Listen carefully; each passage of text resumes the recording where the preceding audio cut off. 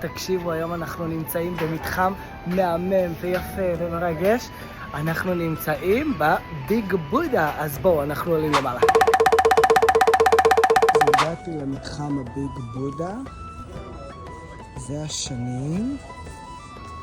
אנחנו נמצאים שנת הטייגר, והנה הביג בודה. כמובן בביג בודה יש כל מיני בודות קטנות. זה הביג בודה.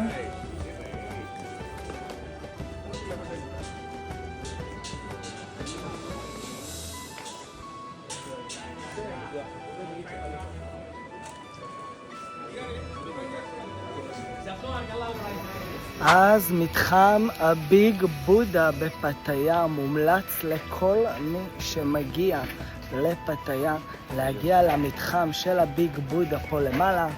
וואו, מתחם מהמם, המון בודות. להגיע לכאן שווה מאוד מאוד מאוד. אז תודה רבה שאתם מסתכלים על הסרטונים שלי ובאים להמלצות שלי. ביי ביי.